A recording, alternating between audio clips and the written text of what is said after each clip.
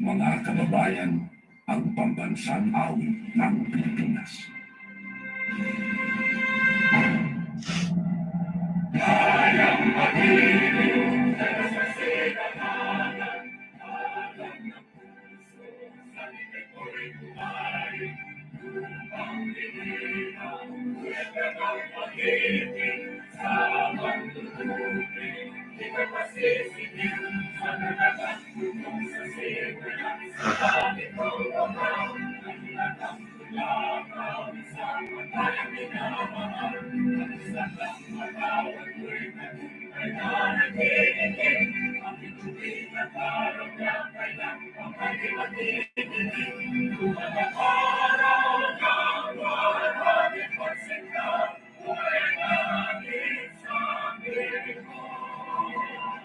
Ang ligaya natin ay malapit, ang mamatay ng maayos sa'yo.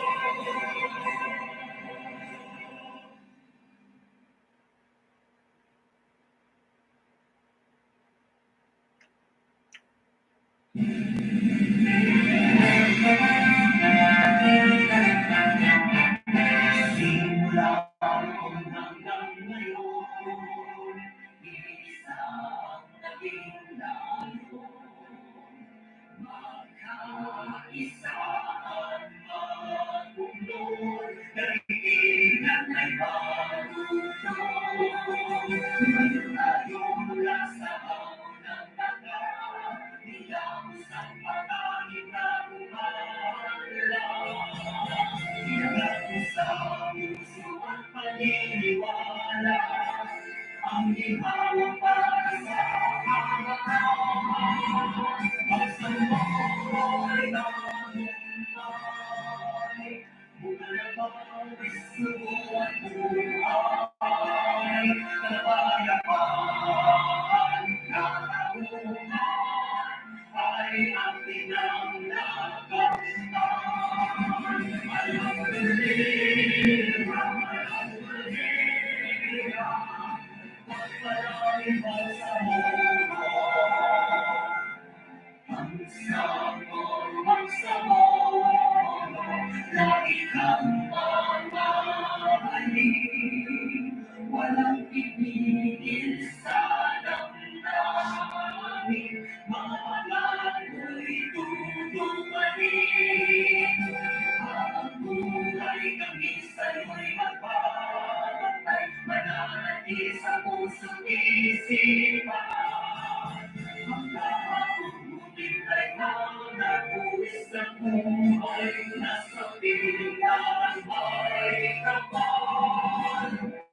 Magsamboy ng buhay, mula na bawis subo at buhay, kapayapaan na kabuhan, ay ating ang nakamtan. Alhamdulillah, alhamdulillah, magpalay mo sa mundo.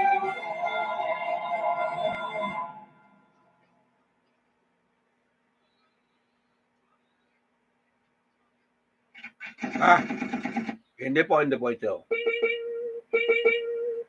Kaya, wala, iba yung topic natin ngayon, no? Okay, ito muna, no? Sandali lang.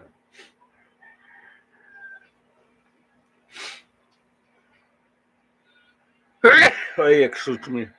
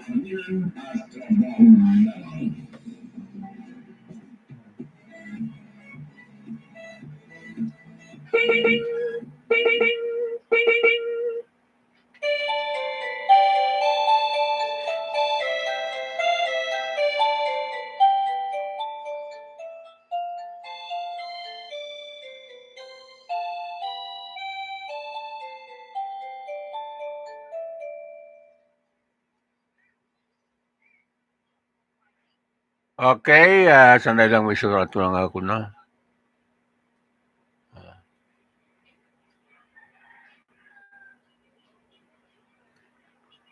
Okay, dito naman tayo sa Consolidated News natin.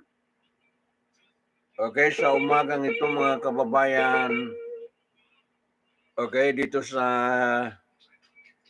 news platform natin online, ADLSNTV Corporation mga kababayan. No?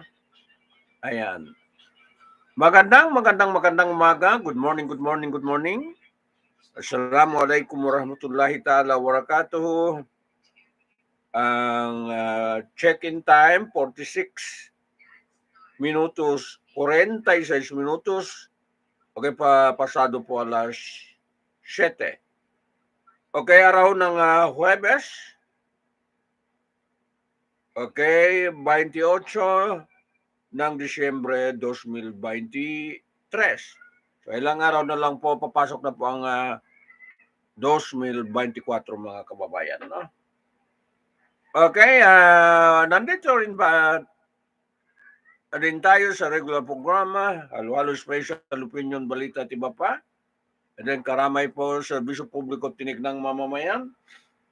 And then sumbungan ng mamamayan. Okay, ang pag-aralan natin ngayon, parehas tayo mag-aral. Okay, tungkol po sa Islamic banking mga kababayan. No? Okay, so pakinggan natin itong dalawang magpaliwanag po tungkol sa Islamic banking. No? Ay parehas tayo ay mag-aral. Okay, hindi na tayo problema po sa mga kapatid natin na itong non-Muslim mga kababayan, no? Hindi kailangan nila. Pero tayo mga maniwala po. Okay, excuse me, no? Maniwala po sa ating religion. Ang tinatawag po ay Islamic religion. Tayo po ang concern dito, no? Okay, araw-araw ay wang mga suki mga kababayan. Okay, puro riba na lang po ang kinakain natin, no? Laman ng tiyan natin puro riba. Okay, hindi tayo maka-escape mga suki, no? Ano kaya ang update po ng kasalukuyan po ng yung sinusulong po ng BAM government tungkol po yung Islamic banking, no? Nung nandun pa ako sa Cotabato, okay, inumpisahan po ng mga committee po sa itong BTA, no? Okay, nila Attorney Tarhata Basman. Okay, ano na kaya ang update dito mga kababayan? At saka itong Finance Secretary, no? O Minister po ng Finance, okay, nila Attorney Ubayda mga kababayan, no? Okay, so ano na kaya ang nangyari po diyan? Okay, kailangan po natin. Pero lately ay may nabasa ko itong Maybank. Okay, gusto po pumasok sa atin, no? Okay, pumunta ko sa Malaysia, makikita mo Maybank, Maybank Islamic Bank, no? Maybank, ano ba 'yon? Basta may Islamic. At saka CIMB, Islamic Bank. 'Yun ang nakita ko po diyan sa teritoryo po ng Sabah, Malaysia, no? So, sa atin po, ano kaya nangyari sa mga minority? Okay, na-comply na ba yan ng ang reglamento po tungkol sa Islamic banking, no? Okay, para itong mga kinakain natin hindi na po dumadaan po sa riba mga kababayan, no? So, puro riba. Magkape ka riba, okay, kasi kinuha ang sauce doon. Okay, kumain ka ng almusal, riba. Kumain ka ng tanghalian, riba. Okay, pati sa gabi, kumain ka ng dinner, riba rin mga suki, no? Okay, ito po ang pinaka-problema natin, mga suki, dahil ay dito sa atin, very weak po ang institution tungkol sa Islamic banking, no? Meron na Amanabang, okay, pero hindi ko alam po mga suki, mga kababayan, no? So, tinatanong natin ang Chairman Committee po ng Islamic Banking sa BTA Parliament, no? Kung ano nangyari. Okay, naging batas na ba? O na-implement na ba? Yan po ang tinatanong natin sa umagang ito, mga kababayan, no? So, assalamualaikum sa BAM government. Pakinggan natin po explanation po rito ng mga eksperto po sa Islamic banking, no? Okay, pero parang intonation nila, pero Muslim ito, no? Okay, mga British accent, mga kababayan, no? Ayan. So, pakinggan natin sila. Islamic banking really ano ito? Okay, really ano ito? Talagang really compliance po sa patakaran po ng Islamic banking, no? Okay, mga kababayan ko, parehas tayo mag-aaral, lalo po ay maniwala po sa agama Islam. Pakinggan po natin itong sinasabi nila, dalawa ito, no? Okay. You're the man behind the Makkah Clock Tower. I was the first individual placed by Deutsche Bank on the ground in Dubai. So tell me about the doomsday clock. Every time you deposit $1 in the bank and they can lend $10, they've created $9 new on new money, which is the definition of riba. Where I live, there is a chicken and chip shop. It serves amazing chicken. It looks to me like a form of political money laundering. Okay. Muslims worldwide have come to the realization that the prevailing capitalist makinig kayo? does not serve us ethically. With its interest-based banking and casino-style financial instruments, a devout believer has no choice but to attempt to escape its haram, even if that hinders the progress and prosperity of our daily lives. In recent years, Islamic finance has been touted as an ethical alternative, a way to escape the haram river-based economy. Some have even presented it as an alternative to financial capitalism. The rationale behind these products is to accommodate the detailed Sharia rulings on trade, and Islamic scholars have endorsed products that Western financial institutes and governments have embraced. My guest today was an Islamic finance industry insider, Haris Arfan. Sa totoo lang, no? Itong dalawang corporation, kung gusto talaga makabail ng kung meron lang mga Islamic compliance po dito sa atin, gusto ko po makabail ng capital, capex. Pero yun na nga, yun ang pumipigil sa atin po, mga kababayan. Okay, ito na nga. Okay. Is Islamic banking really Islamic? Question mark. Okay, an insider with itong mga lecturer, mga kababayan, no? So, buo ito ay pakinggan natin, no? Okay, sige. Kahit mahaba, basta matutunan natin, no? Okay. 1 oras at kasing 15 minutos, mga suki, no? Sige, pakinggan natin ito buo. Okay. He's currently the CEO of Cordova Capital Markets. He has 29 years of investment banking and consulting experience. He was the former co-founder of Deutsche Bank's world-leading Islamic finance team and CEO of Deutsche's Islamic finance subsidiary. He is the former global head of Islamic finance at Barclays, then head of investment banking for the Russmiller Group. He's also the author of Heaven's Bankers, Inside the Hidden World of Islamic Finance, a critically acclaimed bestseller about the Islamic finance industry. Haris Arfan, Assalamu alaikum wa rahmatullah, and welcome to the Thinking Muslim. Assalamu alaikum wa rahmatullah. Thank you for having me. Well, it's great to have you with us. Now, Haris, I don't know if I'll just say, poop, poop, poop, I'll have my money back, thank you very much. Okay, para naman may contribution ng programa natin. Ito po, mga kababayan. Sandali lang, no? Okay. Dapat sa education, sa pangaral, okay, may contribution tayo, no?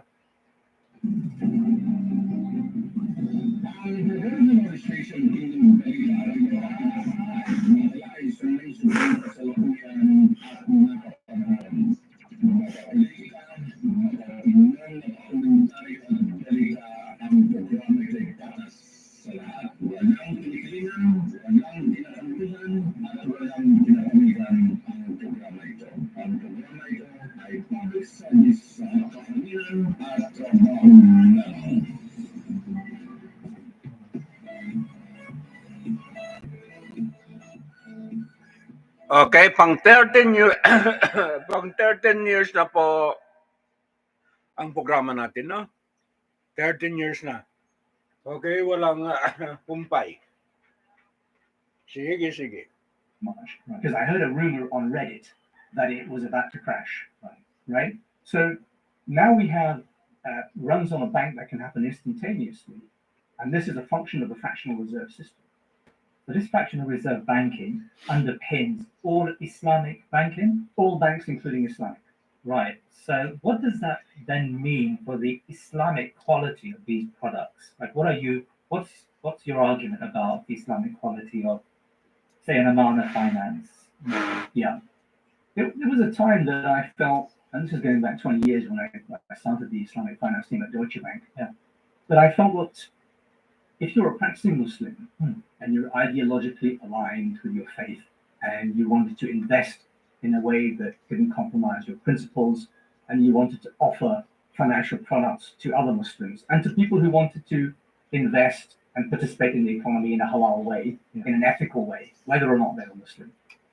I used to think it was possible to do that. Okay, yan po in-aspire natin, no? Maging halal ang mga negosyo natin. Katulad dito ng Mind of Global Food Lines Corporation, okay, dapat halal po ang okay, income niya, no? Okay, itong ADLSNTV News Corporation ay dapat halal po, no? Dapat ay kahit minority tayo ay halal compliance ang mga negosyo natin, no? Ayan. Pero mabigat po mga kababayan. Hindi tayo makaligtas. Okay. So, i-address natin itong problema, okay, sa Bangsamoro government mga kababayan, na. Okay, minority government para sa BARM. Okay, i-address natin ito, na. Okay, dapat intindihin nila. Okay, dapat i-address nila po itong banking system po, banking institution po sa mga minority naniwala sa Islam, no? Ayan. And we actually had wala problema po, wala. Places like Deutsche Bank, May batas tayo. Young practicing Muslims, technically capable, ideologically aligned, and they were creating some very interesting product.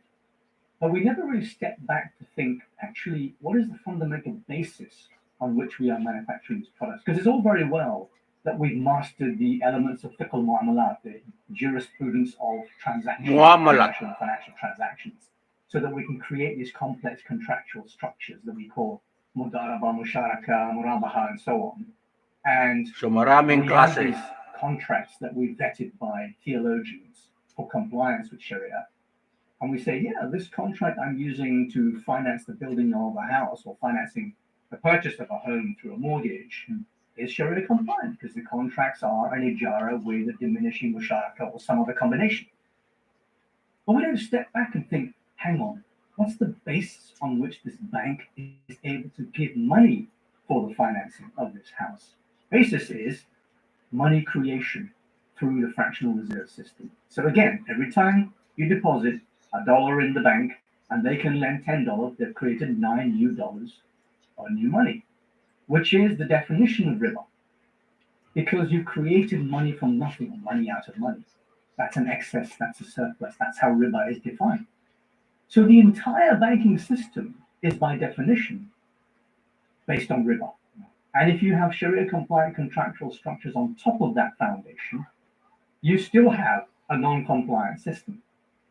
So as much as I tried to convince myself many, many years, and this is a form of cognitive dissonance, that we can do this, we can do it better, and we can make it halal. Actually, Islamic banking is an oxymoron because you cannot be Islamic and be a bank because a bank is a fractional reserve institution that creates money from nothing, which is riba. And that's outstanding. I mean, so a person who today wants to purchase a house, a Muslim living in Britain who wants to purchase a house, Katulad ko, gusto ko maghanap ng capital, no? Okay, para sa capital expenditure. Okay, pag-expand ng business, no?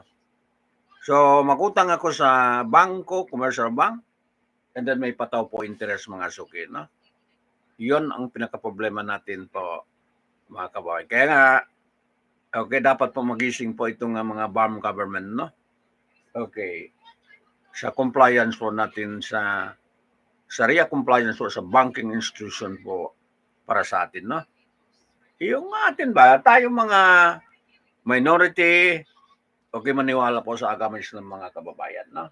Kaya minsan ay discarded ako, sinasabihan ako, hindi raw ako Muslim. Talagang galit na galit ako mga kababayan, no? Ay, si Abs naman yan, hindi yan Muslim. Ay, naku mga kababayan, no?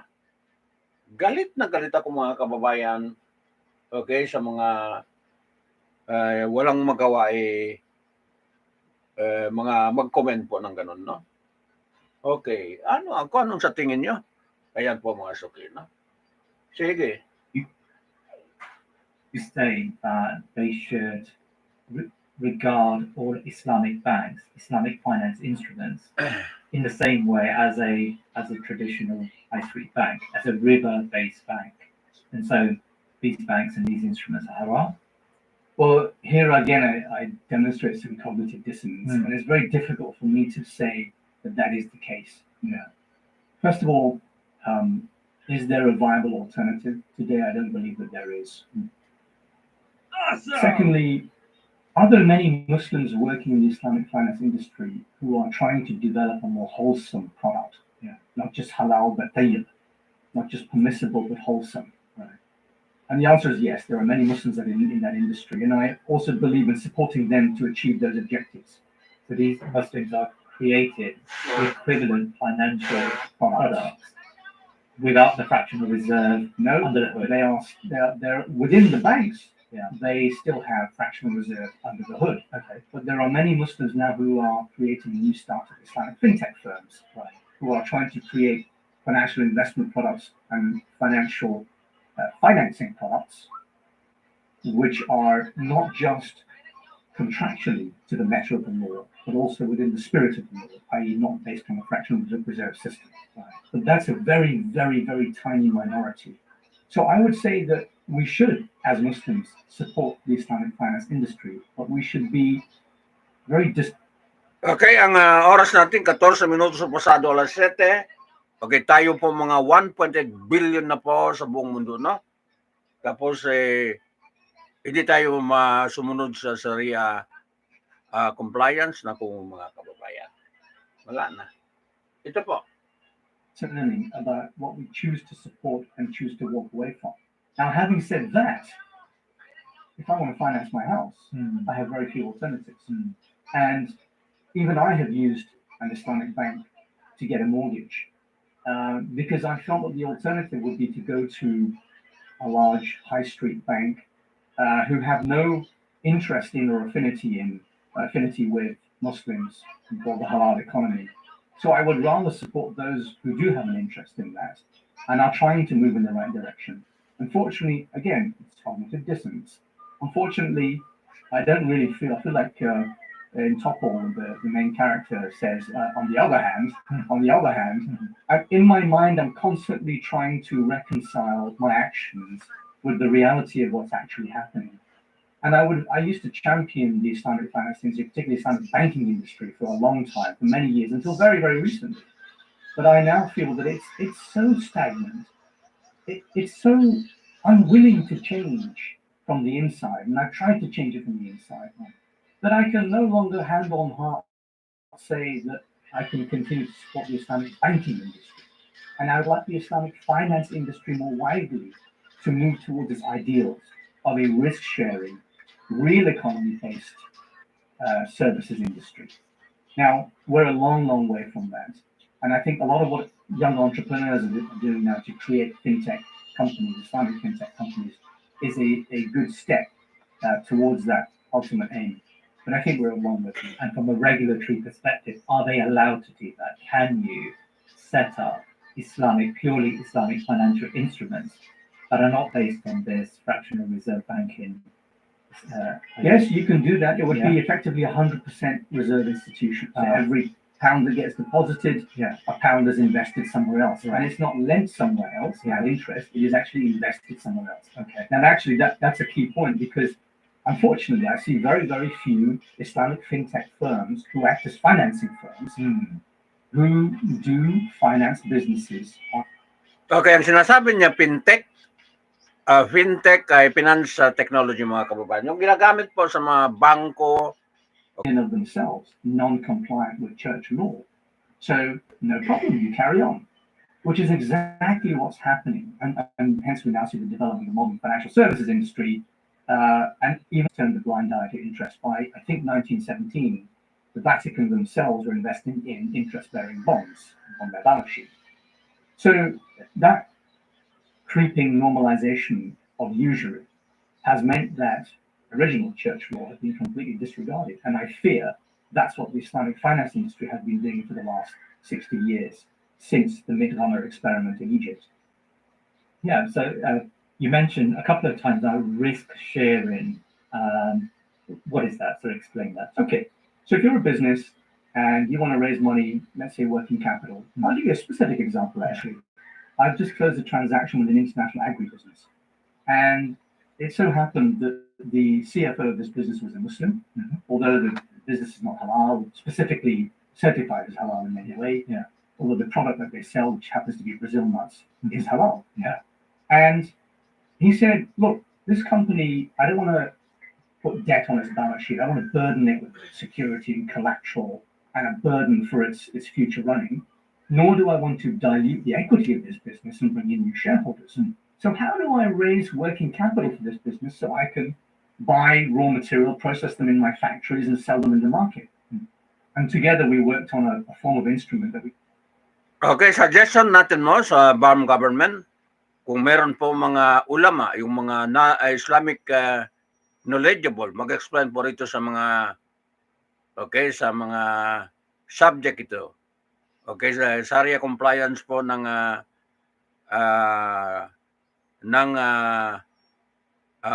mga institution natin, no? Okay, para maiwasan natin mga riba, mga kababayan, no? So suggest natin dapat pondohan po mag-educate. Okay, yung mga expert po. Palagay kung meron na yan mga expert, no? Okay, posible po na walang expert na mga minority, mga ulama po, ustad siya marunong po sa Sharia. Imposible po, lalo po sa finance at saka economy, mga kababayan, no? Para sa atin. Okay, yun ang suggestion. Dapat ay pondohan po mga suki, no?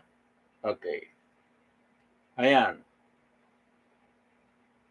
Sige. Profit participating note. So in format, it's a little bit like a bond because it gets listed on an exchange. But in practice, what happens is the investors who put money into this bond are actually participating in the financing of the business. So that money is directly used to purchase a raw material, which happens to be raw Brazil nuts, in a factory in South America. It's processed in that factory. It's packaged and shipped, and the profits are then shared between the investor and the company. That's a pure risk-sharing structure. The investors are now participating in the activities of that company. They're not guaranteed a return. They're not guaranteed an interest rate. But it so happens they're doing pretty well. They're earning low double-digit returns. That's their yield. So this is a perfect example of a real economy risk-sharing financial instrument. So they could lose all of that money if the company In goes theory, down, they could. But I think the beauty of doing financing in this way. Okay, yun mga pinapapaliwanag, no? Halimbawa, mag-put up ko ng investment, no? May mga project. Pamagitan po ng Sharia compliance. Maglagay ako halimbawa, mga 100,000 o 50,000 o 1 million. Ilagay ko doon sa mga potential project po. Okay, Islamic compliance. Yun ang dapat election po ng mga may dunong, may talino, may knowledge po sa Islamic banking, no? Magkano po ang makukuha ko kung magkuha ako ng kita ko? Tinatawag po ng return of investment, no? So yon ang kailangan natin na matutunan po mga kababayan. Okay? Tayo mga minority maniwala sa agama Islam, no? Okay. So yon. Yon po mga trabaho. Okay, dyan po sa Bangsamoro government mga kababayan, no? Yung mga miyembro po ng parliamentaryo, lalo na po yung Secretary sa Finance, no? Si Atty. Ubaida. Ayan. Yun ang pag-aralan nila. Okay. Okay, ipagpatuloy natin, tapusin natin ito, no? Okay, kahit pa mahaba, okay, tapusin natin. Is that as a financier, you take much more care in doing due diligence on the activities of the company. You live and breathe what they do. I mean, the CFO and I have been talking constantly every day for the past year and a half, I think, and that's not what bankers would do. Bankers don't care what happens next. Because if it goes wrong, they'll repossess everything you own and take the shirt off your back. Whereas I, as a financier, do care what the business does. So I'm much more heavily aligned with the business. I'm incentivized to make sure that they do well. If they do well, I do well, my investors do well, the economy does well. This is a much more wholesome and ethical way to run an economy. Today, because of financialization, I mean, financialization has led to the monster of inflation because we have this cheap debt, borrow, spend, consume model. And what we call QE, quantitative easing, is very colloquially, I'll call it money printing. It's not actually money printing. The press of a button. It's the press of a button where a central bank increases the bank reserves in their accounts. Banks now have more money to spend on, or they can lend it. Long-term interest rates decrease over time as a result of QE, and consumers are now incentivized to borrow, spend, consume. And so we buy stupid things that we don't need. We change our mobile phones, the Apple 23 for the Apple 24, or whatever it is, that we don't need to change every year. But we do. We change the car in our driveway every year with a new PCP agreement. We refurb our homes because we can extract equity from our homes at low interest rates. So this is a form of financial insanity. We're desertifying our planet. We're polluting our planet. We don't discipline our nafs.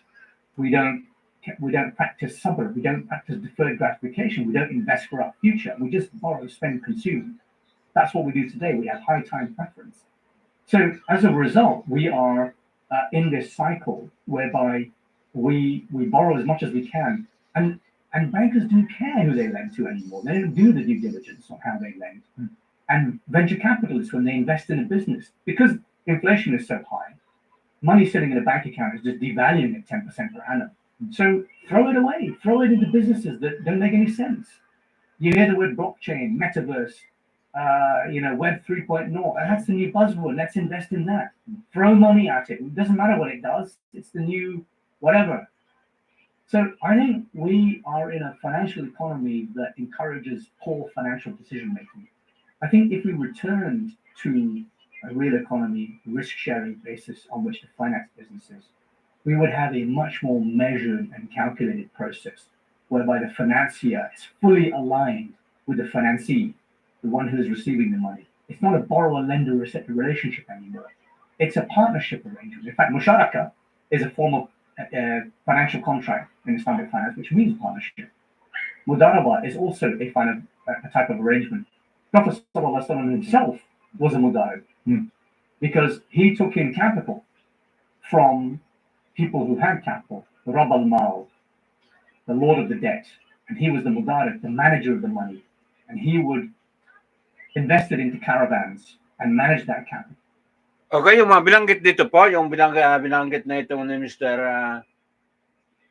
Irfan. Tama ba ko si Irfan? O tama po. Itong lecturer ito dapat i-emulate ng BAM government and introduce po sa constituent ng BAM. 6 na probinsya lang eh. 6 ba tayo? Okay, Basilan, Hulu, Tawi-Tawi, Lanao del Sur, Maguindanao del Sur, Maguindanao del Norte. 7 province, no? Lang city lang.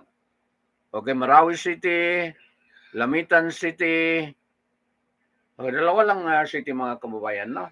Pero maraming munisipyo. Yan lang. Yan lang ang trabaho po ng BAM government, no? Okay? Mag-lecture po about Sharia compliance po sa mga Islamic banking, no? Ayan. So, trabaho nila yon. Okay, hindi trabaho natin. Tayo, magbalita lang. Sige, ito po.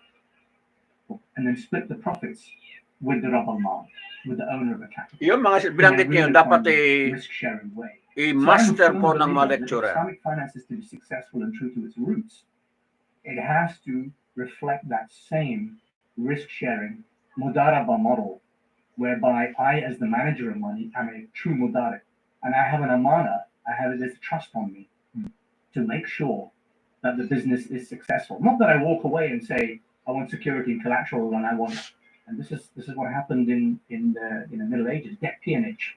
Eventually, I would take collateral in the form of human beings. Slavery becomes a way of life. So this is a move away from that. Right.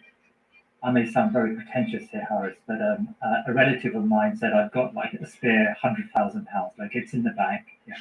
I can't take interest, so it's just sitting in the bank. Inflation is cutting into that money year on year. What do I do with the money? So they've come to me to ask me for some advice. I haven't got a clue about finance or finance in general. And so what would you advise? I'm sure you have lots of people who come to you and suggest and ask for your advice, but what would they do? Yeah, it's a very difficult question to answer because we don't yet have trusted institutions who can manage money in such a way. And I'm in the very fortunate situation where I've been an intrinsic part of this industry for over 2 decades. So I know where to go if I want to invest my pension, for example. Most people don't. We're beginning to see the green shoots of these early stage Islamic finance, Islamic fintech companies that offer investment platforms. Now, what's fintech? What's fintech? Fintech is financial technology. Okay. So you may have used mobile app-based services, Monzo, like Monzo and Revolut. Exactly okay. right. Yeah. So you use your mobile phone now to make contactless purchases and via your bank account and do foreign exchange and so on. And that's really financial technology. It's a Okay, mga fintech yan ginagamit sa atin, no? Sa mga central bank, Bangko Sentral ng Pilipinas, halos na lahat ng bangko natin, no? Okay? Yan po tinatawag na financial technology. Okay, ginagamit yan. Okay, pati pala itong Islamic banking gumagamit ng fintech, no? Okay, so okay, wala problema. Basta compliance lang po mga kababayan, no? Sige, continue natin. All the way from traditional high street banking, where you go into a branch and you talk to your bank manager. Sure. There's a place for both, but fintech has allowed the financial services industry to develop at a much faster pace. Yeah. And it meets the needs of the modern, millennial and Gen Z generation. Yeah. So these fintech companies are starting to establish platforms which allow Muslims and people who want to invest in an ethical way to find halal and ethical product. There's a snag. The snag is I want to find halal. Many investment products out there. Halal and investment. Investment products and financing products are being touted as halal, but still have this commodity murabaha. Remember that discussion you had about contracting Trinius, the modern version? Yeah. They still have this commodity murabaha, sometimes called tawarru. If you see those words in the small print, run a mile, really. Because as far as I'm concerned, that's a form of deception. We're trying to fool God into believing that this fancy contractual structuring on pieces of paper somehow makes this financial instrument halal. And I'm very disturbed to note that a lot of new Islamic fintech companies are jumping on this bandwagon of let's create a new Islamic fintech company and capture this new market because people are moving away from Islamic banks and traditional banking. And what they're doing is trying to replicate what the banks already do, which is either fractional reserve or using contractual structures like commodity murabaha. Once again, remember those words. If you see that in the small print, as far as I'm concerned, that's a deception. Harris, there are many scholars, Islamic scholars of high repute, who endorse these products, and some of them sit on the boards of these Islamic finance companies. Are you, in effect, saying that these Islamic scholars have all got it wrong? Okay, break muna natin para naman mag-credit sa atin mga kababayan. Okay? Na hindi naman masayang po ang pinaghirapan natin, no? Ayan.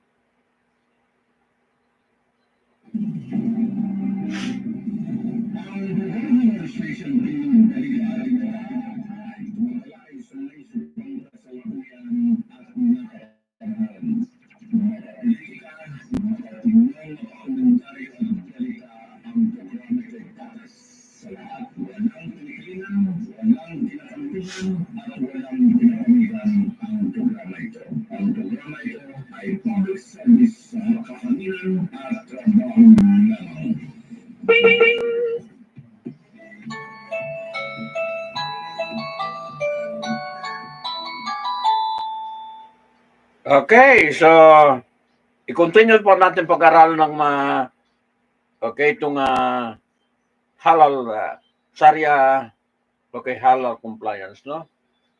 Okay, base po sa ating paniwala mga kababayan, no? Kasi useless lang. Okay? Araw-araw ka kumain ng riba mga kababayan, no?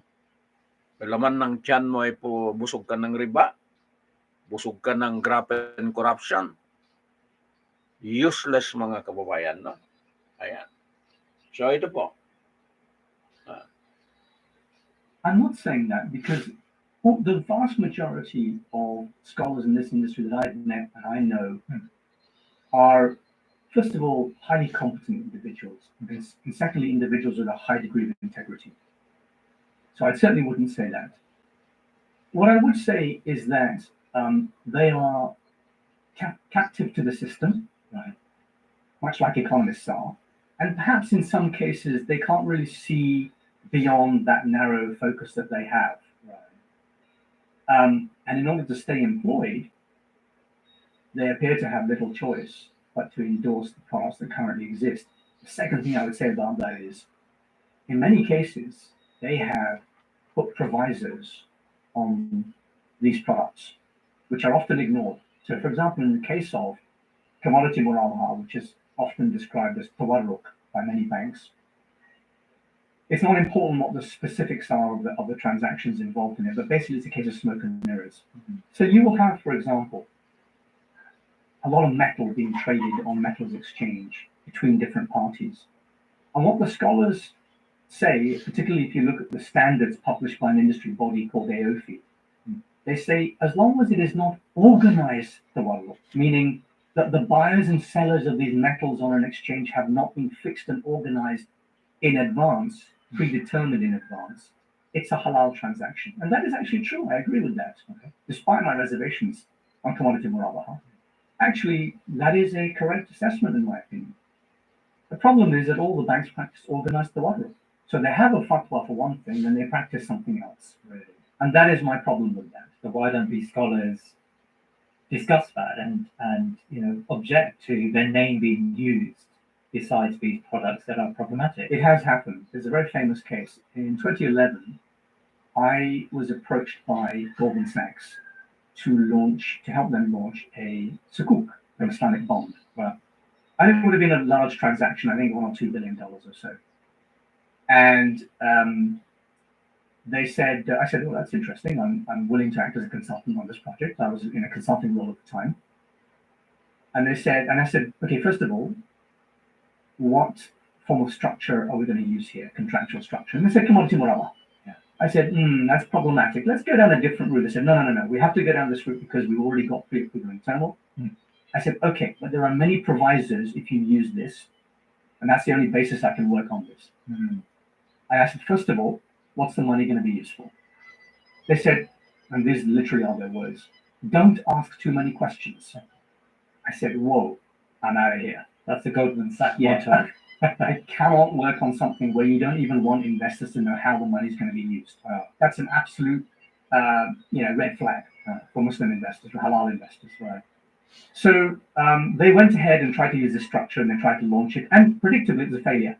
It's the only time there's been a benchmark size, meaning sort of $1 billion size, sukuk in the international markets that has failed. Goldman Sachs failed to launch.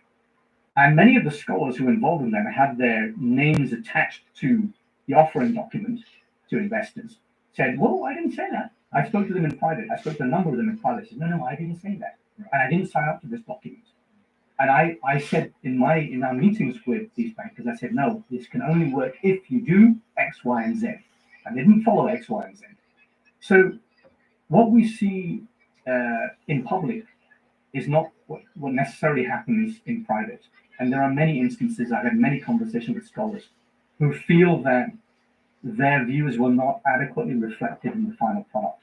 So when I used to work with Sheikh Hussain Hamid Hassan, he used to use the analogy of I'm a doctor, he would say. And if the patient comes to me with an illness, if I don't have a full reading of his history and symptoms, I cannot give a solution. You have to divulge all the information on this transaction to me before I can opine on it and work with you as the architect. And that's a principle that we followed with Sheikh Hussain. And it's why I believe we were successful at the time.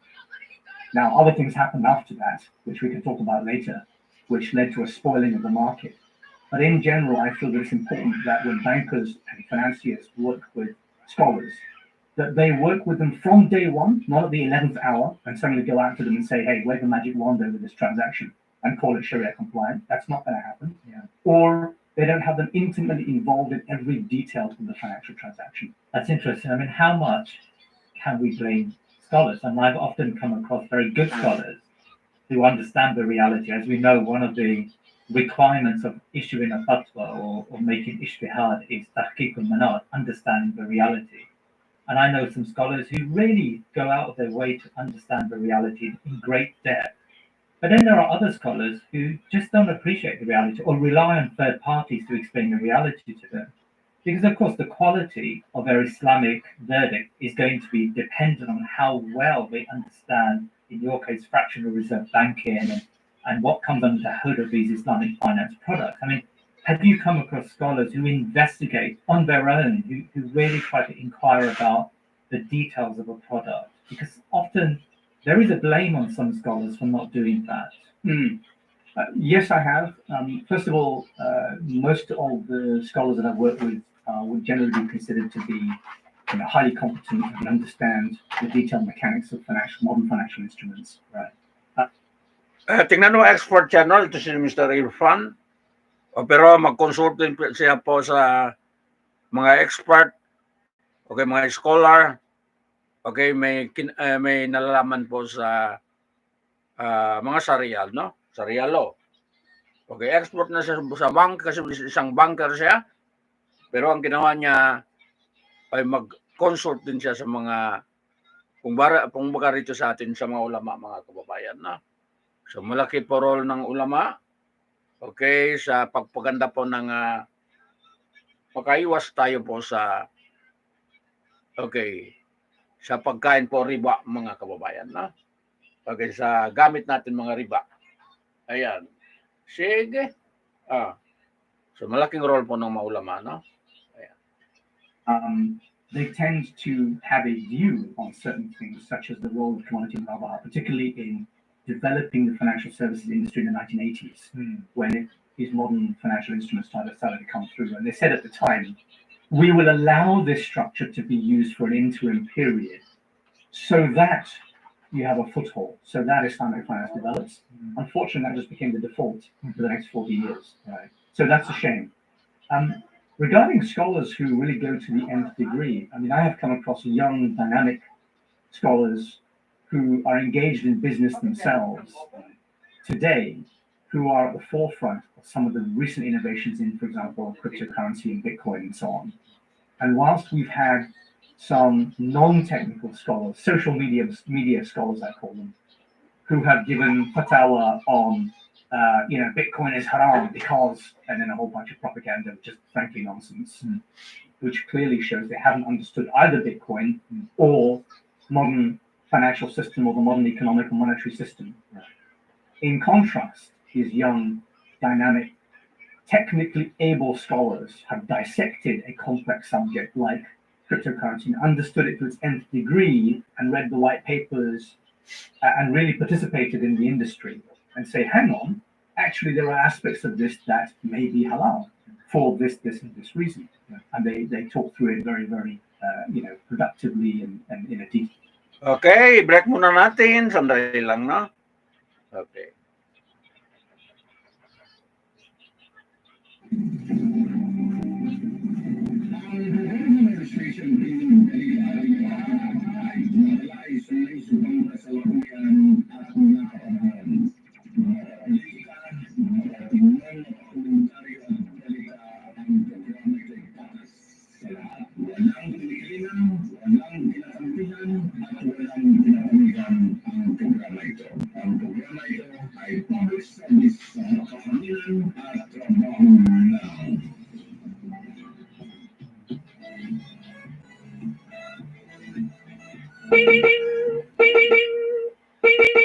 Okay, continue lang. Away. So tell me about the doomsday platform. Yeah, so shortly after the Makkah Towers project, when Deutsche Bank had established a foothold in the Middle East, we created the atomic bomb of the industry. Hence why I call it the Manhattan Project. And this was a particular technique that my team at Deutsche Bank created to replicate the financial return from any financial instrument whatsoever. So think of the most haram thing that you can think of. Pork belly futures, right? We could replicate the return through what's called a total return swap of pork belly futures and give that as an apparently halal return to an Islamic investor through what's called an authorized bid. It's a way of distancing the investor from the underlying asset far, far away from them. Okay. In the middle, you've got this black box that swaps away the return of the haram instrument and gives them the return of something else that they legally own. So the black box contains a perfectly halal asset. It might be metals on an exchange, copper on the London Metal Exchange, right? That's what they own legally. And yet the investment bank. Okay, ang lecture ito is brought to you by Islamic banking really Islamic? Is Islamic banking really Islamic? Malaking question mark. Okay. So brought to you by Mind of Global Food Lines Corporation, mga kababayan, no? Okay, itong lecture ito ni Mr. Irfan. Ayan. Deutsche Bank swaps away the return of this black box and gives them the return of something else, which is specified on the terms and conditions sheet. So we were able to create all kinds of exotic investment products, what we call structured investment products. And these are typically the kind of things that high net worth individuals with Swiss bank accounts would invest in. All kinds of very highly complex derivative instruments. Now, one of the reasons why we created this, remember going back 20 years, the Deutsche Bank team was young, dynamic Muslims, practicing Muslims who wanted to do the right thing. One of the reasons why we created this technology, this atomic bomb, was to harness the power of atomic energy, which can be used for good things and bad things. And so we wanted to actually create a hedging platform. What do I mean by hedging? Well, if you're a business that manufactures a product and sells in different markets around the world, and all of your costs are in euros, but all your revenues are in dollars, you have an exchange rate risk, right? So you need to hedge that foreign exchange risk. You need to make sure that you are not hemorrhaging money when your currency plummets in value and your costs become much higher than your revenues. That's a legitimate reason to hedge your business risks. So we created this platform in order to create a hedging instrument and a treasury management platform. So people can hedge against macroeconomic risks like commodity prices or foreign exchange rates. That's a good purpose. Unfortunately, the generic fatwa that we had issued off the back of this black box technology could be used to create all kinds of crazy products because we could replicate the return of anything through a total return swap. So there we are, our sales guys are running amok like Rambos, firing guns everywhere throughout the Middle East, selling exotic interest rate derivative products and not literally pork belly futures, but that kind of thing. It all came to a head when there was a press conference given by my then boss, who sat alongside, I think it was some Goldman Sachs hedge fund type guy, and It was for, I think, a hedge fund managed by Goldman Sachs. And this black box was issuing a Sharia-compliant structured note which replicated the return of that hedge fund. And my boss made a very interesting comment to the press at the time. He said, we, meaning Deutsche Bank, will create conservative products for conservative customers and aggressive products for aggressive customers, which is the worst thing you can say when all the Muslim world is watching this, saying, yeah, we can create alcohol that's kind of, not alcohol and kind of is alcohol, and we can make it halal. Guys, please, this is the wrong thing. That's what happens when you have Islamic finance that's run by non-Muslims. They don't understand. They never lived that experience. Never sat in our, they never walked in our shoes, and they don't realize that's the kind of comment that can get you into a lot of trouble. And that did cause a lot of trouble. And a scholar at the time, a guy called Sheikh Yusuf Lorenzo, heavily criticized in public in an open letter to Sheikh Hussein Hamid Hassan, who was, as I say, the godfather of the modern Islamic finance industry and the architect of our product. And he said that you're making a huge mistake here. You have created the doomsday fatwa, which kind of ties into the whole Manhattan Project image. And this will wreak havoc in the Islamic finance industry. And he was right. I mean, all sorts of dubious products were created off the back of this technique. And Sheikh Hussein, quite rightly, initially there was quite a spat between the scholars, as you can imagine. But eventually, they dealt with it in a very scholarly way. And Sheikh Hussein made sure that subsequently any product that was issued off the back of this platform had to go through him. Even the marketing, even the wording of any adverts that were used to describe the product, he had to see it and he had to vet it. And from now on, it could only be used to reflect underlyings which were not repugnant to Sharia. All right, so when I listen to you, I think of where I live, there is a chicken and chip shop. It serves amazing chicken, but everyone knows it's a cash-only business. Everyone knows it's a cover for money laundering. They make their money through illicit work and they wash it out through selling chicken. And it's actually really good, I have to say. If you're ever in my neck of the woods, I'll take you there. But no one says it's halal. The imams of the mosque condemn it. The business owner probably knows what he's doing is wrong. But it seems like in your universe, or at least the universe you used to live within, anything can just become halal. Is that an exaggeration? I am reminded of a comment that was made to me by the CEO of an Islamic fintech firm about a year ago. He said to me, and I'm only quoting his words, so nobody sue me, please.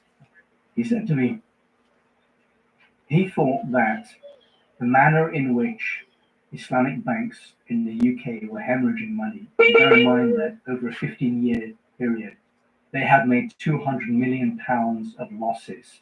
Despite being in a monopoly position, despite being in very favorable economic conditions, that's the loss they've made cumulatively over 15 years. He said, it looks to me like a form of political money laundering. Because it's as if a government decided overseas somewhere, someone said, I have $100 million burning a hole in my pocket. I need to spend it. Buy me a bank in London, make it halal, make it Sharia compliant, get me whatever stamp I need. And then it doesn't really matter to me the quality of people that I have, or the products that I put out there. We'll make the right noises to the regulator. We'll say that we'll serve the Muslims, underserved Muslims, Somalis in Birmingham, Bangladeshis in East London, Pakistanis in Manchester, and we'll give them halal product. Really, we don't care. Again, these are not my words.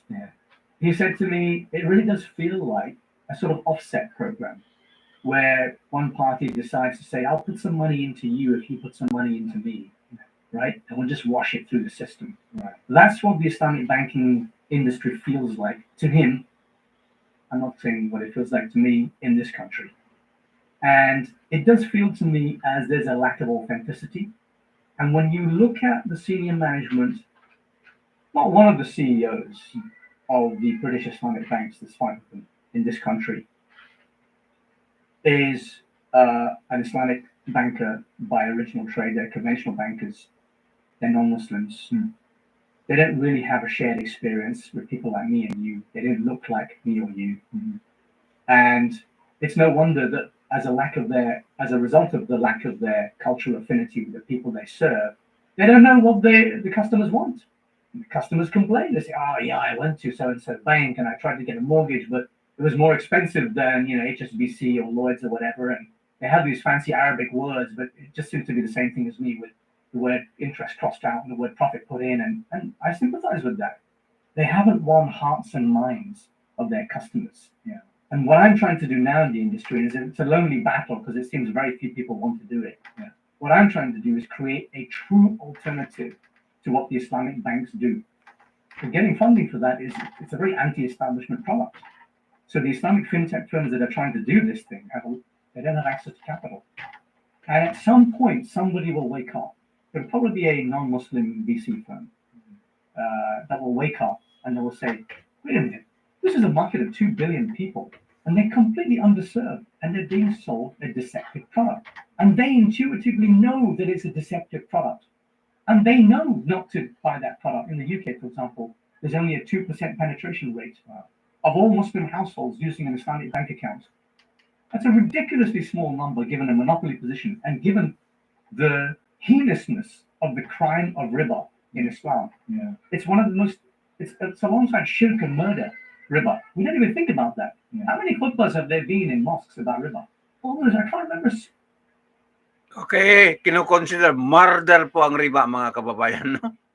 Okay, yung riba, sabi po ng kinoconsider nila murder sa atin mga Muslim, mga kababayan, no?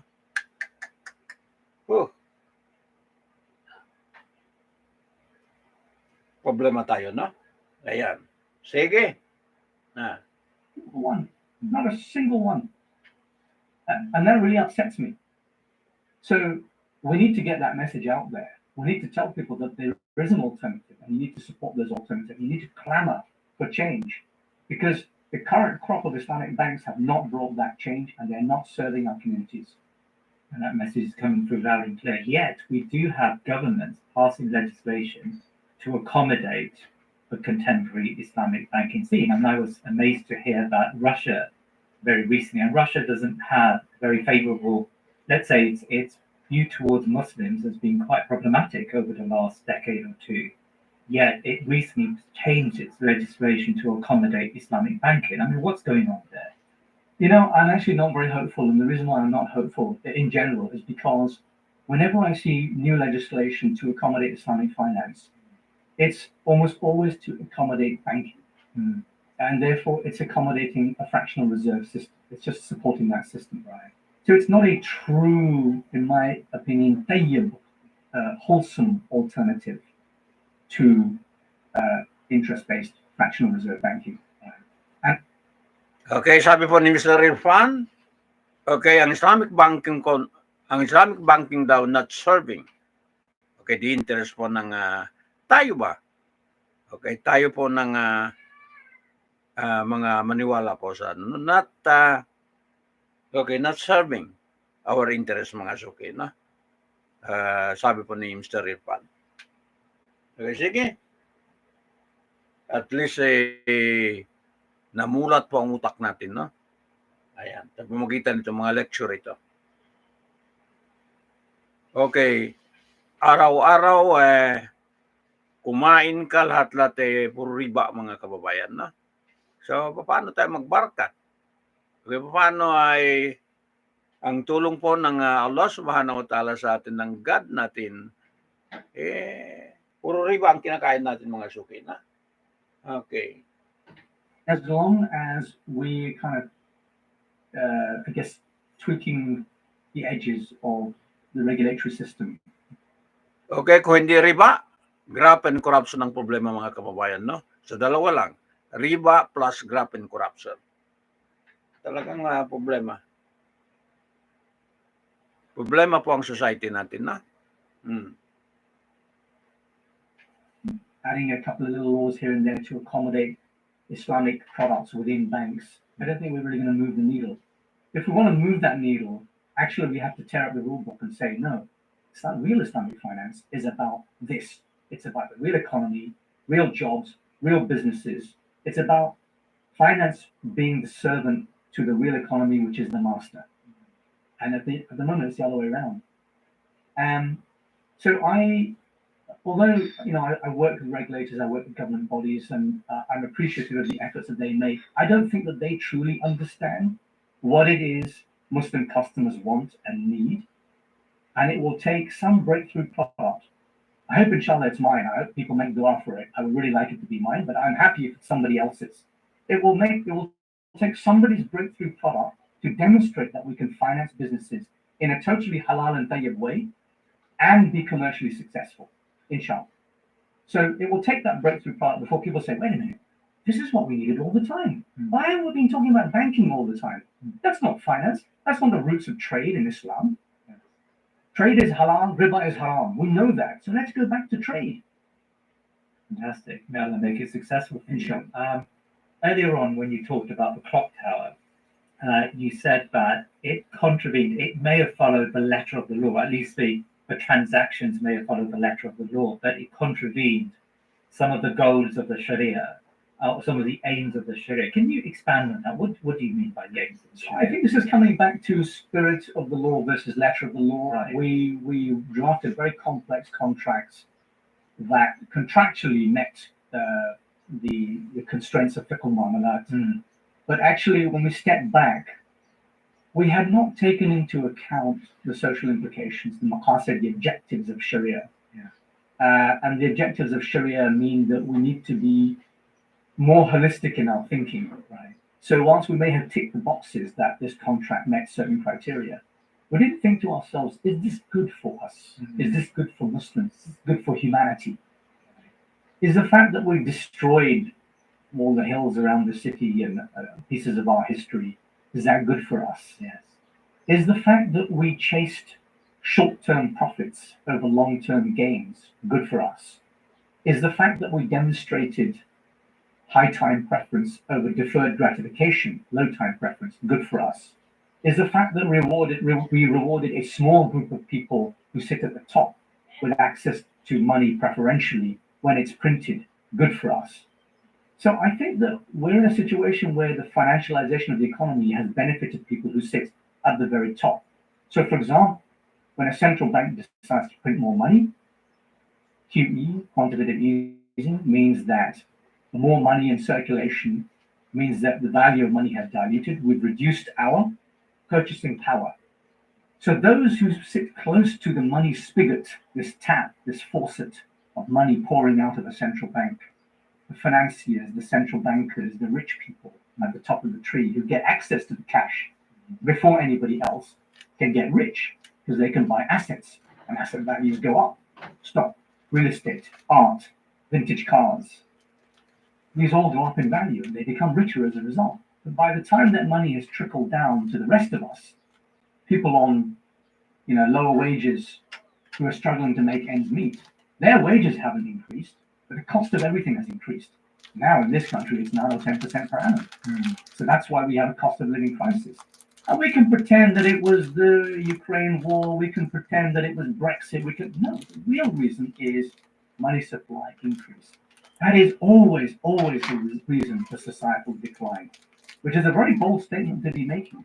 But if you look back in history, any time that we have had a gold standard, a sound money, we have had periods of history that are characterized by peace, by stability, by moments of scientific and cultural breakthrough. So we look at the Islamic dinar, the golden age of Islam for 700 years. We look at the height of Rome, Byzantium. We look at the second half of the 19th century. These are periods when the world experienced a gold standard and trade was borderless and fluid, minimal tariffs. We had time for humankind to advance scientifically and creatively and culturally. We advanced humanity when we were on a gold standard. In contrast, ever since Roosevelt expropriated citizens' gold reserves from 1933 onwards, and Nixon removed the gold peg in 1971, we have had a massive decline, a massive increase, rather, in inequality between rich and poor. We have an unequal society. We've also, not coincidentally, but directly as a result, had the most environmentally polluting and bloodiest century in history. With mechanized warfare, we have allowed governments to finance a state of perpetual infinite war, because no longer can they exhaust their own coffers, their own treasury to finance war.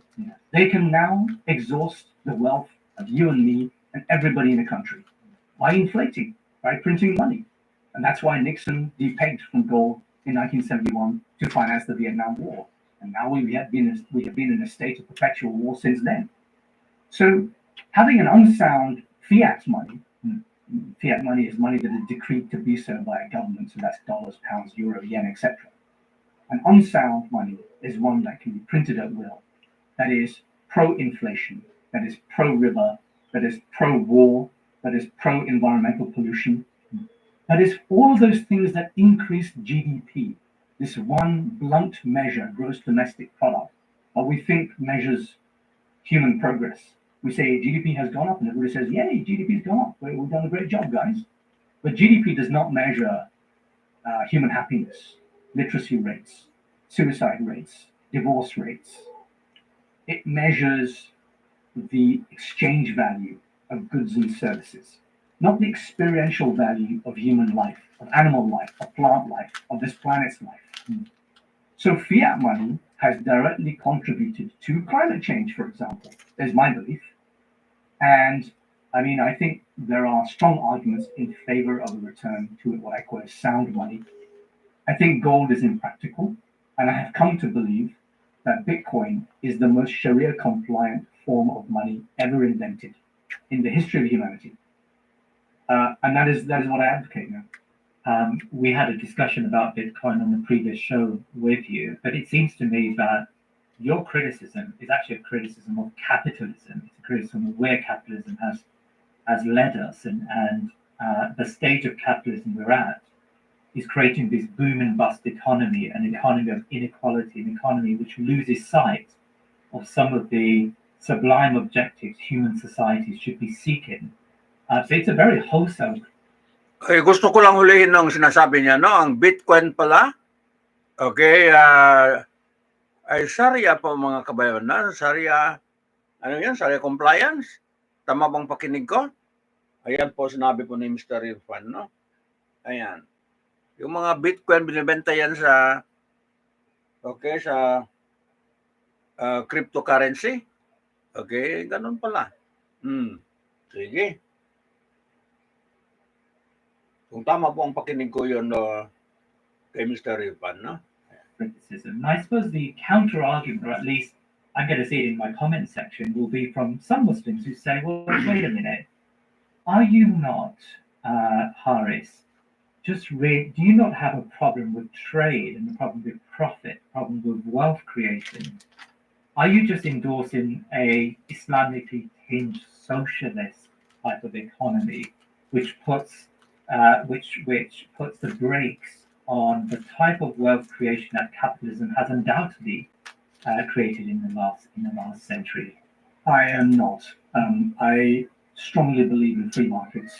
I strongly believe in wealth creation, if done in a way that accords with the law of Allah.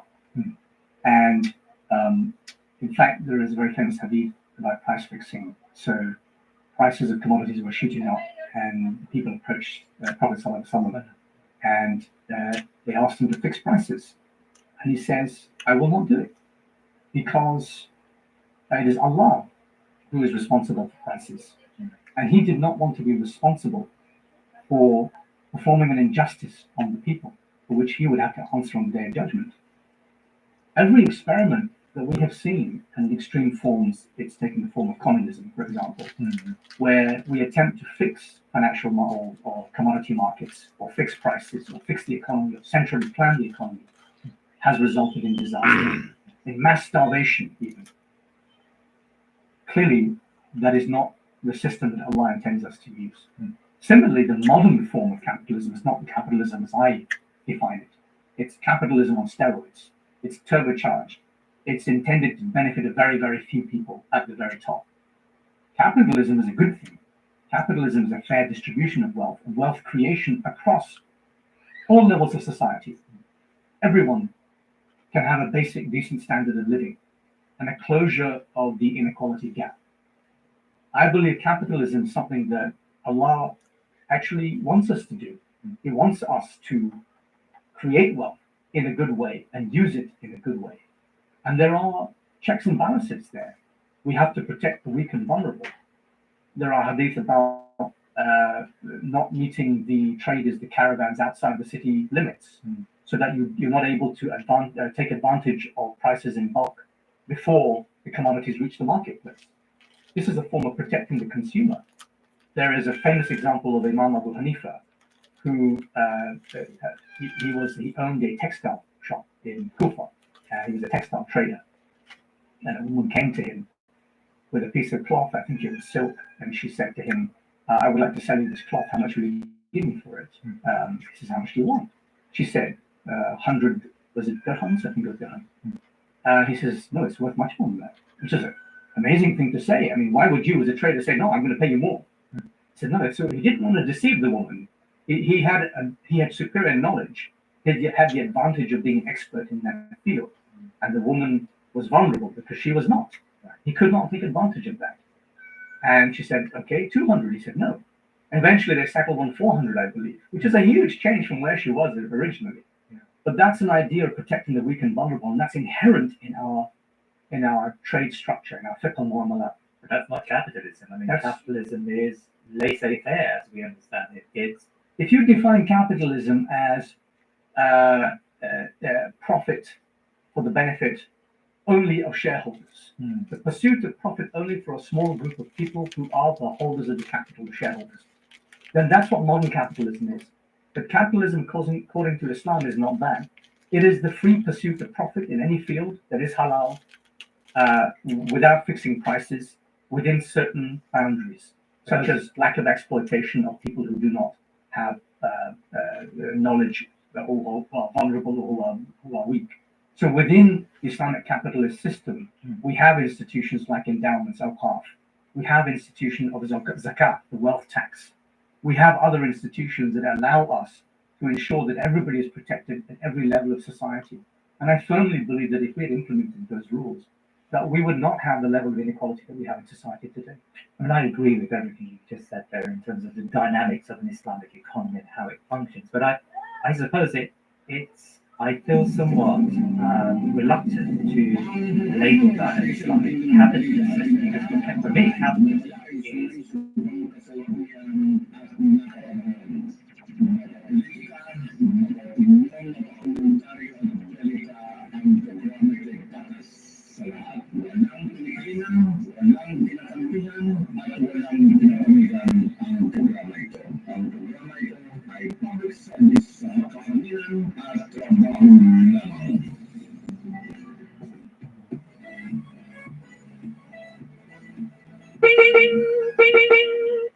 Okay, sabi po ni Mr. Irfan, ang capitalism hindi masama, not bad.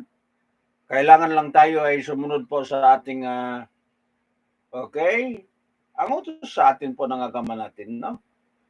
In short, ganun po. Capitalism, not bad. Pero kailangan lang okay, sumunod lang tayo sa ating patakaran, mga kababayan. Ang ibig sabihin, sumunod lang sa rule.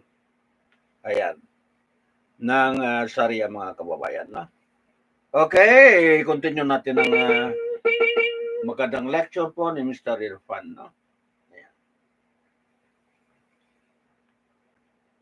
Fundamentally without restraints. It's without state control. It's without state intervention. Of course, you know, if you're going to regulate a caravan, what's good about state intervention, though? Well, you're right in saying that there are some aspects of state intervention, the socialist ways of, you know, of commanding production and supply, highly problematic from an Islamic perspective. I completely agree with that. But just a simple hadith you mentioned about how do we prevent some traders accessing a caravan before it enters Medina? You know, there's going to have to be some form of state regulation. Sure. Zakat over the last, you know, before the demise of the Ottoman Caliphate, or after the demise of the Ottoman Caliphate, where we didn't have a centralized government, an Islamic government before then, we used to have the regulation of zakat. Zakat was in effect a tax. Yeah. Not a tax, it's a tax being paid to a tax collector, and the central government would dispose of those funds to the categories mentioned in the Quran, right? And because they've got the bird's eye view and they can allocate those really important charitable resources to the right people. So in Islam, there's a strong element, a socialist element for sure, a strong governmental component within the economy. Now we can debate, and I'm sure scholars debate, how much should the government intervene, in the case of price fixing.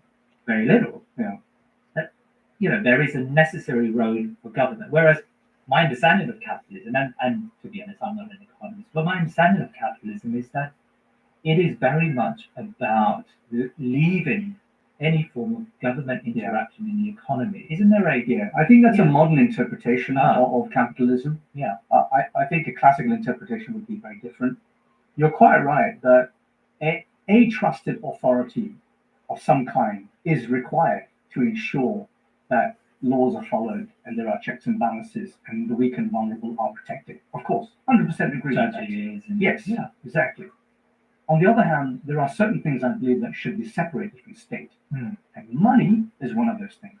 I firmly believe that money itself, this medium of exchange, this unit of account, this store of value, should not be regulated by a government. It's too important for a small group of people who don't have infinite knowledge of things to be able to regulate. And we have consistently seen central banks and governments make a pig's ear of regulating money. Monetary authorities have consistently messed this up. We've seen it throughout history, particularly in the last 100 years. The moment you allow a government to, for example, Emperor Nero clipped a gram off I think it was an 8-gram coin of gold at the time. Right? And you can probably chart the decline of the Roman Empire from that point. Because at some point you end up in a spiral of lawlessness and riots in the streets and people not being able to afford bread. And that is what happens to all empires ultimately when they start to devalue their currency because they knew or they thought they could get away with financing whatever white elephant or war that it is that they wanted to finance. So I firmly believe that money should be separated from the state. And that's why I believe in a decentralized form of money, as gold was once when we had a gold standard, but it is really no longer. It's too impractical, which is why, again, I come back to the idea of a sound, hard money like Bitcoin. And I think we need to explore Bitcoin, probably in another show, but I think it's a really interesting subject to explore further. Can I ask you about interest and riba? Now, we know that interest is haram in Islam, but we also know that there's not a single Islamic country that can escape the riba trap. I mean, let's consider Erdogan in Turkey. For many years, he was promising to lower interest rates. I think interest rates, are much higher than they were in the West, 17%, I think it was. But anyway, he lowered it down to something like 11 or 12%. And the Turkish economy went south, and he's had to return back to orthodox policies. And he's hired this chief, the governor of his central bank, who's now returned the economy back to the sort of Keynesian model of raising interest rates to deal with inflation. So even someone like Erdogan, who, relatively speaking, is the most, in inverted commas, Islamic of the leaders, or at least has some level of Islamic thinking about these sorts of matters, has not been able to escape the riba trap. Are we now doomed to just accept that riba interest is so ubiquitous, we have to accept this type of system henceforth? It's quite possible that we will have it for all of human history going forward. And at the same time, I'm optimistic that we have it within us as the human race to fix this problem. I believe a solution already exists. I think that Erdogan made the classic mistake of returning to the comfort blanket of orthodoxy, of economic orthodoxy. That's a shame because he could have been persuaded otherwise. I felt the same about Imran Khan when he was Prime Minister of Pakistan, that he had an opportunity. Pakistan was at its lowest state in economic terms. How many at the time. IMF loans have they now? So, I can't even count how many there are. yeah. And they're always in a situation where their arm has been twisted. They've got a gun held to their head, and you'll have to take this loan or else. I believe that the IMF is it's really a manifestation of evil in this world. It leads to a reallocation of resources from the global south to the global north. That seems to be its primary purpose. The stated purpose is, of course, development and doing good stuff in the world. But the actual empirical evidence shows us that the global north ends up massively exploiting the global south. And this will never end. And if we want this to end, we have to stop following the dogma of orthodoxy, economic orthodoxy. And economics is dogmatic. There's no science in modern economics. It's a belief. I call them priests speaking Latin, because they obfuscate, they create a layer between themselves and God so that lay people can't understand what God is saying. This is what Harjun Chang talks about. Right. I think. Right. Yeah. So why have we allowed economists to dictate how our lives are determined, frankly, because finance pervades every aspect of our lives. These priests who speak Latin have used jargon and words that we don't understand. They've convinced us somehow that we need to take these loans and commit to a policy of austerity in order to pull ourselves out. By the way, in the meantime, can we have some of your minerals? Can we have some of this and some of your cheap labor and manufacture these footballs for us in Seattle or whatever? So this is a massively exploitative situation, and the rest of the world is really not calling out for this. We perpetuate this. We create alternative narratives. A good alternative narrative is in Afghanistan. In Afghanistan, the narrative that you'll see on CNN, on BBC, is that women and girls can't be educated. And of course, that's a tragedy. We must educate women and girls. I'm not saying otherwise.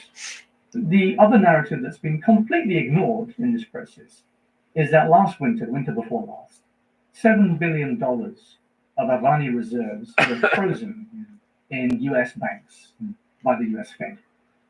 And the Afghani people starved to death in a freezing winter. They didn't have shelter, they didn't have food. I have not seen a CNN or BBC report on the freezing of $7 billion of their own money by a foreign government who didn't like the new government. Now, that's a manifestation of evil, if you ask me. So coming back to escaping riba and the Erdogan issue, I think, as I say, Erdogan resorted to this comfort blanket, when instead he could have taken a radical step, as I think Imran Khan could have done in Pakistan. That radical step could have been, and I'm sorry to keep coming back to this, could have been something is fundamentally wrong. We have got nowhere else to go. We've got nothing to lose. So we may as well try a radical alternative.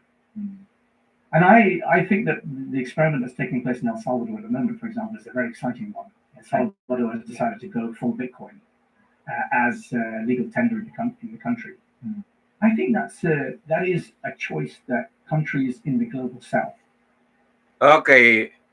Ang Bitcoin daw ay legal tender, no, sa kanila.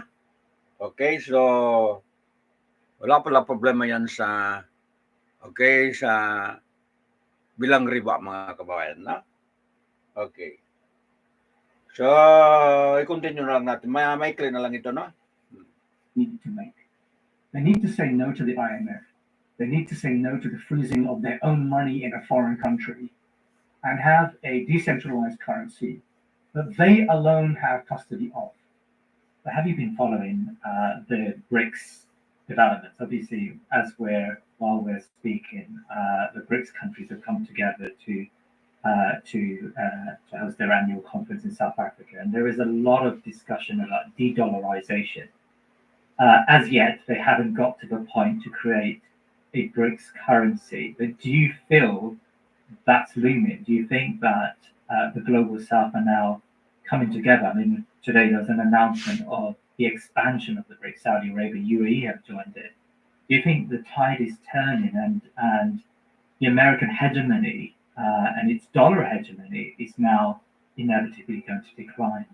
So I think it's inevitable, yes. Yeah. But it's going to be bloody on the way. Right. Because the moment somebody says, I don't want to sell you my oil in dollars, I'll sell you it in rubles or what, or some other currency or Bitcoin, Yeah. is the moment you get invaded, right, and assassinated. Saudi Arabia have been talking about doing They this have with been China. talking about it. Yeah. Libya tried it and see what happened there. Mm-hmm. So I think it is inevitable, but as I say, it will be problematic on the way. I think this is a healthy debate amongst the BRICS. Mm-hmm. I'm slightly concerned that they will end up concluding something that is a variant of orthodoxy. Right. So they may end up concluding, let's have a sort of Eurozone equivalent, or a euro. And I think that would be a mistake, because that's just a repeat of fiat currency. I would like them to be radical and say, actually, it is time that the world had a sound currency, because if we look at empirical data, if we look at 5,000 years of human history, not just the last 100 years of economic data, much of which has been expunged from the record books, otherwise we wouldn't keep repeating financial crises. If we looked at that 5,000 years, we'd say, hang on, something good happened whenever we had a global gold standard. Yeah. Is there any way that we can repeat that? What are the characteristics of money that we're required to implement if we want to have a healthy, vibrant economy and progress amongst humankind? So I hope that the debate amongst the BRICS starts to transition in that direction, but I don't know. Arifan, Jazakallah khair for your input today. It's been really, really fascinating. Jazakallah khair, and a pleasure to be here. Thank you very much. Okay, natapos po mga kababayan ng usapan po ang titulo, Islamic Banking Really Islamic? Question mark. Okay, an insider view. Okay, with Mr. Irfan mga kababayan. No? So yan po ang expertise na sa isang banker mga kababayan. No? Okay, sa Islamic banking. Okay. So natuto tayo kahit paano, kahit kunti. Okay, at least may nakuha tayo po sa pamagitan po ng explanation yan. No? Ayan. Okay, mag-break muna tayo and then okay, magdalawang oras na ako, no? Okay, sandali lang.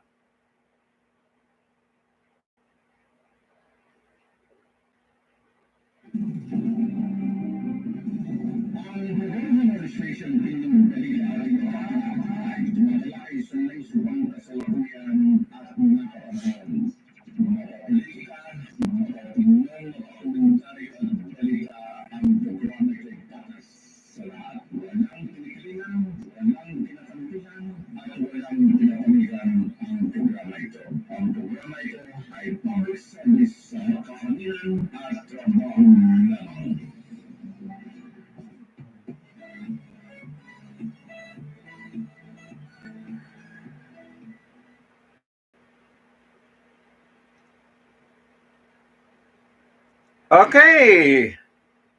Basahin po natin ang balita, last na ito. Okay, sobrang na overtime. Para mga menus tayo, no? Okay, dito po sa Basilan, 2 more feuding Yakan clans in Basilan reconcile. Okay, basahin po natin ang balita ito.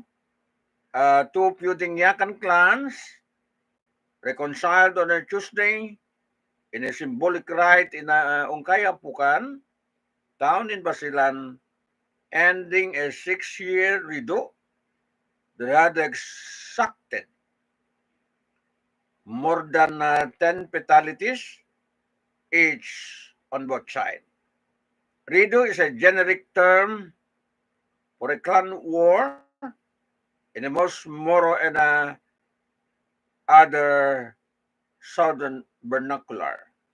Okay, Basilan Governor, okay, Hajiman Saliman, and Bangsa Moro Police Director Brigadier General Alan Nobleza separately told reporter on Wednesday that the clan of Amil Pallu and Jomi Majaran willingly forged a peace covenant brokered by the armies of one of First Infantry Brigades in the Basilan Province, okay, police, okay, office, and the multi-sector Provincial Peace and Order Council in a symbolic rite in Buhay-Suyak, Inungkaya, Pucan Municipality.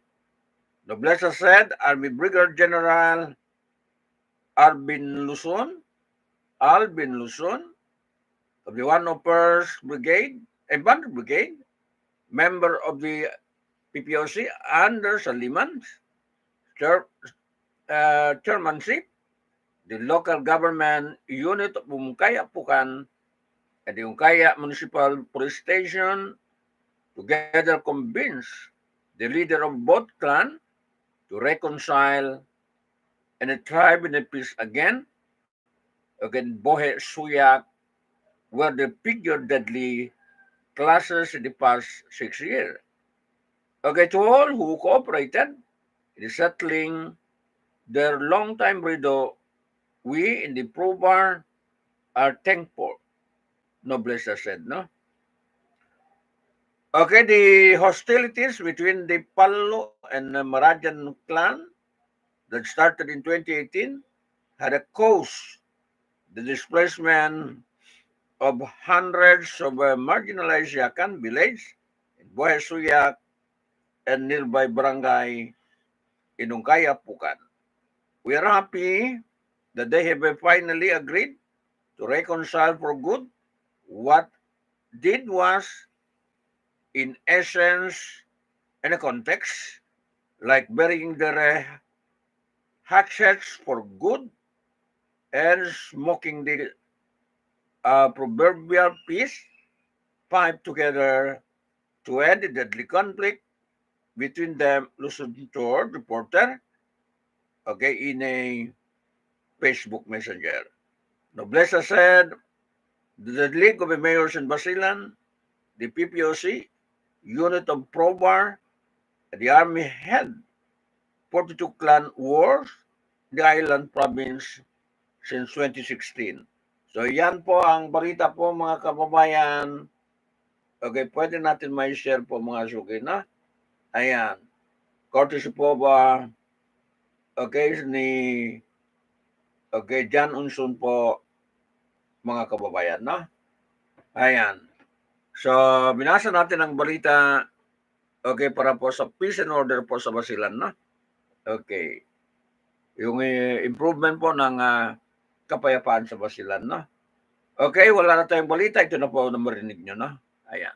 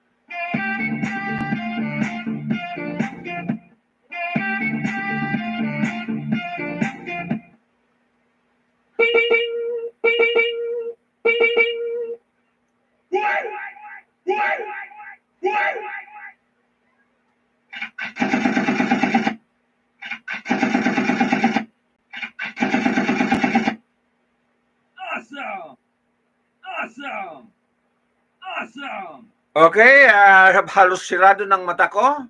Okay, sa antok mga kababayan, kailangan tulugan kahit kunti. Kasi sabi po ng general manager namin na may lakad po mamaya, no? Okay, nagbili ata ng stock. Magbili po ng stock sa tindahan, no? Okay, tulog muna ako. Okay, mga kababayan, halos masara na po ang mata ko, no? Kasi alam mo nang pag sa gabi, okay, basa ako ng basa. Time ko nang matulog po pag ganito mga suki, no? Ayan. Okay, yan po ang kasaysayan ng Okay, programa natin ngayong araw, no? Okay, tungkol po sa riba, okay, tungkol po sa compliance, okay, ng Sharia banking institution, no? So, in-explain po ni Mr. Ripan, pati yung na host sa programa, okay, at least kahit kunti po meron tayong makukuha, no? So, ibalik natin sa government. Okay, ano na po status po ng Islamic banking po o sa atin mga minority, mga kababayan, no? Gusto ko na maghanap ng kapital kung meron na po ng Islamic banking, mga kababayan, no? Ayan. Para talaga sumusunod tayo sa ating patakaran, mga suki, no? Okay, hindi na ako magpapaligoy-ligoy. Okay, magpaalam na ko. Dito po sa Consolidated News natin sa himpilan po ng ADLSNTV News Corporation. Okay, sa umagang ito, sa programa Halo-Halo Special Opinion Balita at iba pa. Karamay po ng serbisyo publiko tinig ng mamamayan and then sumbungan ng mamamayan, no? So, huwag bibitaw. Okay, sa makabuluhan programa natin po. Araw-gabi po mga suki dito sa himpilan, no? Okay, paalam tayo. Wala tayong masamang tinapay. Babalik tayo mamayang hapon. Okay, sa ating trabaho. Okay. So, paano? Paalam na ko. Paalam na po mga kababayan. And then, pikit lang ako sandali and then maglakad. Okay. This has been abs naman lamang po, no? Bye-bye na.